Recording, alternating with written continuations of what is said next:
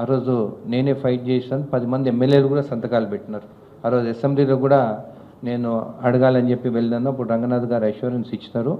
ఈరోజు మీరు అక్కడికి వెళ్ళి చూస్తే ఆ లేక్ మొత్తం ప్రొక్యూర్మెంట్ పెట్టి అక్కడ ఎవరైతే అక్రమాలు కట్టాలని చూస్తే అన్నీ తొలగించి అది మొత్తం ఇప్పుడు చెరువులాగా మళ్ళా డెప్త్కి మొత్తం గ్రావెల్ అంతా తీసి ఒక లేక్ డెవలప్మెంట్ లాగా చేస్తున్నారు. Contempt of cases different. Government పైన ఈరోజు కంటెంప్ట్ ఆఫ్ కేసెస్ గురించి గవర్నమెంట్ పైన మాట్లాడుతున్నారు. ఒక అధికార పార్టీలో నేను ఉన్నా కానీ నేను ఆ రోజు ఒక క్వశ్చన్ 1 year బ్యాకే నేను పెట్టడం జరిగింది. ఎంతమంది ఐఏఎస్ ఐపీఎస్ ఆఫీసర్స్ పైన కంటెంప్ట్ ఆఫ్ కేసెస్ ఉన్నాయి? ఇవి ఎప్పుడున్నాయి? గత ప్రభుత్వంలో బీఆర్ఎస్ ప్రభుత్వంలో కంటెంప్ట్ ఆఫ్ కేసెస్ ఎన్ని ఉన్నాయని చెప్పి కూడా నేను ఆన్ రికార్డ్ అసెంబ్లీలో కూడా పెట్టడం జరిగింది. ఆ క్వశ్చన్ కూడా రావడం జరిగింది. అది కూడా మీకు చూపిస్తాను దాని గురించి. ధన్యవాదాలు అధ్యక్ష, నాకు అవకాశం ఇచ్చాడు. అధ్యక్ష, ఒక సబ్మిషన్ అధ్యక్ష, మొన్నటి వరకు లెజిస్లేటివ్ సైట్ అధ్యక్ష నా క్వశ్చన్ వేరేది ఉంటే అది చేంజ్ అయింది అధ్యక్ష. ఐఎమ్ రిక్వెస్టింగ్ ఈ క్వశ్చన్ ఏంటంటే contempt of court cases on IAS and IPS officer అధ్యక్ష. ఆ క్వశ్చన్ చేంజ్ అయ్యి మళ్ళీ ఇది అరవిందో పొల్యూషన్ క్వశ్చన్ వచ్చింది అధ్యక్ష. సో ఐ రిక్వెస్ట్ ఈ సెషన్లో ఆ అవకాశం కూడా నాకు ఇవ్వాలని అధ్యక్ష. ఇంతకుముందు గౌరవనీయులు మంత్రివర్యులు మాట్లాడింది అధ్యక్ష. ఓకే, సో మేము ఎమ్మెల్యేస్ అందరం మేము ఏదున్నా కానీ ప్రభుత్వానికి మంచి పేరు రావాలి, కాంగ్రెస్ ప్రభుత్వంకి మంచి పేరు రావాలని నేను ఎప్పుడైనా కానీ పార్టీకి అగెయిన్స్ట్ కానీ మంచి ప్రభుత్వం ఉండాలి, మంచి పేరు రావాలని నేను అడిగిన క్వశ్చన్ కంటెంప్ట్ ఆఫ్ కేసెస్. నిన్న మీరు చూస్తే కంటెంప్ట్ ఆఫ్ కేసెస్ పైన న్యాయస్థానంలో వాళ్ళు జడ్జిమెంట్ తీసుకోవడం జరిగింది, నాట్ అగెయిన్స్ట్ గవర్నమెంట్. సో అధికారులు ఏందనేది ఒక న్యాయస్థానం నుంచి ఏదైనా వచ్చినప్పుడు అది పాటించాలి. నేను ఎందుకు ఈ క్వశ్చన్ అడిగినాను అసెంబ్లీలో? ఇట్లా ఎంతమంది ఆఫీసర్స్ ఉన్నారు, ఎవరు దే ఆర్ నాట్ ఒబేయింగ్, అంటే ఒక జ్యుడిషియల్ సిస్టమ్ ఒబేయింగ్ చేయకుంటే వాళ్ళకి ఇంక్రిమెంట్స్ కట్ చేయవచ్చు, వాళ్ళకి పోస్టింగ్స్ కూడా క్యాన్సిల్ చేయవచ్చు, వాళ్ళకి ఏదైతే ప్రమోషన్స్ ఉంటే కూడా క్యాన్సిల్ చేయవచ్చు. దానికోసమే నేను ఆ క్వశ్చన్ పెట్టడం జరిగింది. నిన్న మీరు చూస్తే కంటెంట్ ఆఫ్ కేస్ మీద దాని మీద జడ్జిమెంట్ ఇవ్వడం. నేను న్యాయస్థానం మీద ఎప్పుడైనా కానీ నేను తప్పు పట్టాను, ఎందుకంటే మనకు దానిపైన నమ్మకం ఉంది. మీరు చూస్తే వంశరామ్ మ్యానెటన్ కూడా నేను కేసు వేస్తాను, అది గవర్నమెంట్ భూమి అని చెప్పి. కానీ 2 సంవత్సరాల 3 సార్లే బెంచ్ మీదకి వచ్చింది, దాని తర్వాత బెంచ్ మీదకి కూడా వస్తుంది. కానీ నేను మాట్లాడలేను, నేను జ్యుడిషియల్ సిస్టమ్ అగేన్స్ట్గా మాట్లాడలేను, కానీ బెంచ్ మీద రాలేదు, నేను ఎవరు చెప్పుకోలేను.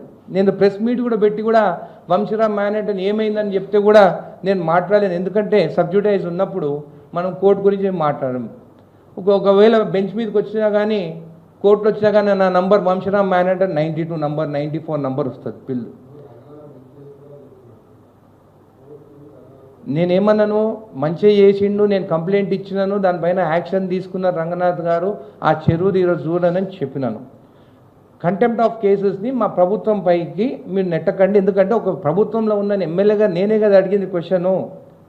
బీఆర్ఎస్ పార్టీ వాళ్ళు ఏం చేస్తున్నారు, మన అపోజిషన్ వాళ్ళు, వాళ్ళ హయాంలో ఎన్ని కంటెంప్ట్ ఆఫ్ కేసెస్ ఉన్నాయి అదంతా ఇప్పుడు జడ్జిమెంట్ ఇచ్చినప్పుడు న్యాయస్థానం ప్రకారం న్యాయస్థానం ఏం చెప్పింది అనేది దానికి మనం అప్పీల్ కూడా పోవచ్చు, మనకు ఆప్షన్స్ ఉన్నాయి, అది ప్రభుత్వం నిర్ణయిస్తుంది.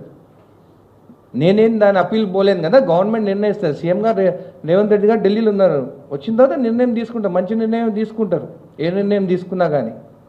ఈరోజు నేను చెప్పేది కంటెంప్ట్ ఆఫ్ కేసెస్ పైన, అఫీషియల్స్ పైన ఖచ్చితంగా కోర్టు నుంచి ఏది వచ్చినా కానీ కూడా అది ఎవరిపైన అయినా కానీ మనము దాని ప్రకారం వెళ్ళాల్సిందే అని చెప్తున్నాను.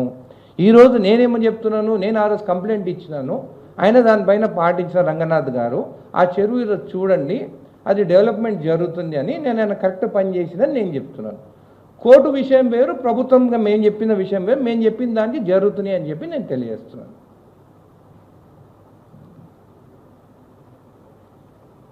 ఓకే,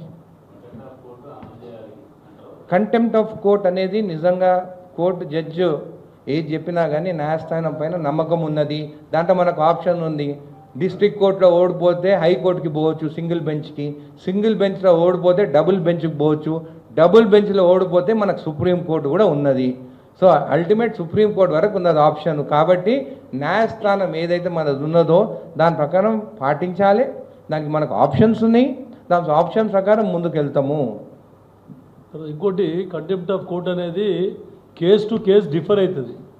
ఈ సామూహికంగా మొత్తము రాజీనామా పెట్టాలి లేకుంటే ఆయన తొలగించాలి అనేది అసలు నిజంగా కూడా అసమంజసం. ఎందుకంటే ఒక్కొక్క కేసు ఒక్కొక్క డిఫరెంట్ కేసు ఉంటుంది.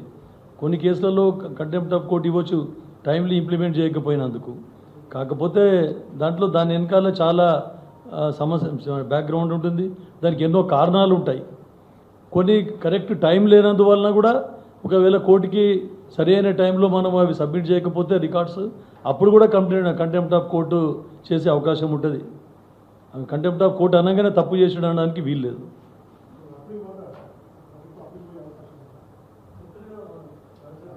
నేను ఆప్షన్స్ ఉన్నాయి అని చెప్తాను. అది సీఎం గారు ప్రభుత్వం వాళ్ళందరూ కూర్చొని వాళ్ళు నిర్ణయం తీసుకుంటారు. ఎవరైనా కానీ కింది కోర్టులో ఓడిపోయినప్పుడు అప్పీల్కి ఎవరైనా పోతారు.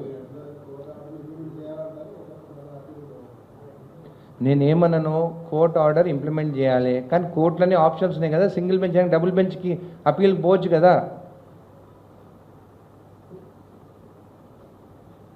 ఇప్పుడు అష్యూరెన్స్ కమిటీగా ఈరోజు మా చైర్మన్ గారు, ఈరోజు ఫస్ట్ కమిటీగా మేము ఈరోజు ఎల్ఏ మినిస్టర్ గారు, అదేవిధంగా మా స్పీకర్ గారు ముందు మా అష్యూరెన్స్ కమిటీ మీటింగ్ జరిగింది. అసెంబ్లీలో ఎప్పుడైనా మేము మాట్లాడినప్పుడు మా మా నాయకులు కానీ, మా కాంగ్రెస్ నాయకులు కానీ, అదేవిధంగా మా కాన్స్టిట్యున్సీ ప్రజలు కానీ ఈ ఎమ్మెల్యే మాట్లాడినప్పుడు ఏదైనా మాకు కావాలన్నప్పుడు అష్యూరెన్సెస్ మినిస్టర్స్ వాళ్ళు మాకు అక్కడ అసెంబ్లీలు ఇస్తారు. అంటే నాకు జడ్చర్ల బస్ స్టాండ్ కావాలన్నా కానీ, బస్ డిపో కావాలన్నా కానీ అప్పుడు మినిస్టర్స్ లేచి మాకు నోటెడ్ అని, లేకుంటే మేము ఇస్తామని చెప్పడం జరుగుతుంది.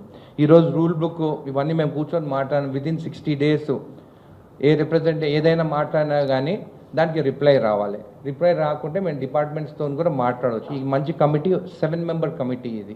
ఖచ్చితంగా ఒక మంచి కమిటీలో నన్ను వేయడం జరిగింది.